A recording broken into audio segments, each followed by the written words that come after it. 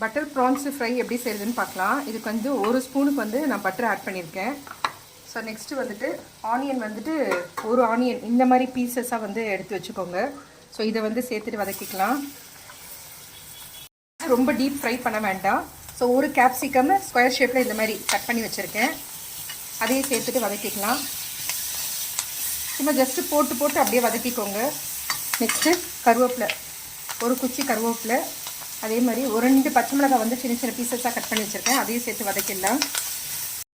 Next எறா வந்து நம்ம சேர்த்துக்கலாம். இது ஒரு 6 kg எறா வாங்கினேன். இதில் வந்து நம்ம பாதி மட்டும் இதில் சேர்த்துக்கலாம். நல்ல பெரிய பெரிய எறா இது. இப்போ நல்ல சீசனு, கேஜ் வந்து 400 ரூபான்னு சொல்லிட்டு இருந்தாங்க.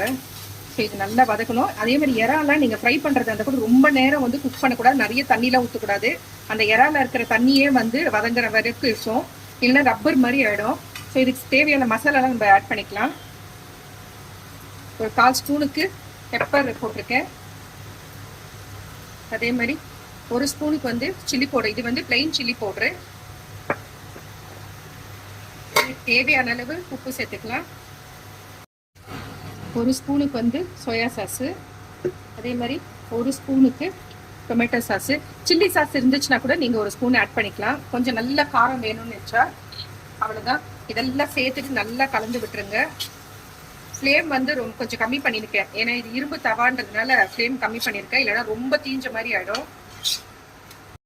ஒரு 1/4 ஸ்பூனுக்கு மஞ்சள் தூள் சேர்த்துக்கலாம். அவ்வளோதான்.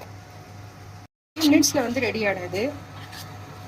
டக்குன்னு ப்ரான்ஸ் ரெடியாக வச்சுட்டு க்ளீன் பண்ணிவிட்டு ஃப்ரிட்ஜில் வச்சுருந்தீங்கன்னா கூட சாப்பிட்ற டைமுக்கு ஒரு 5 மினிட்ஸ் வெளில எடுத்து வச்சுட்டு ஆற வச்சுட்டு ரூம் டெம்பரேச்சர் பண்ணிட்ட பிறகு கூட ரெடி பண்ணிக்கலாம். டக்குன்னு ரெடி ஆகிடும். அவ்வளோதான், ரெடி ஆகிடுச்சு. இப்போது மேலே வந்து கொஞ்சம் கொத்தமல்லி தழை தூவிட்டு ஸ்டவ் ஆஃப் பண்ணிடலாம்.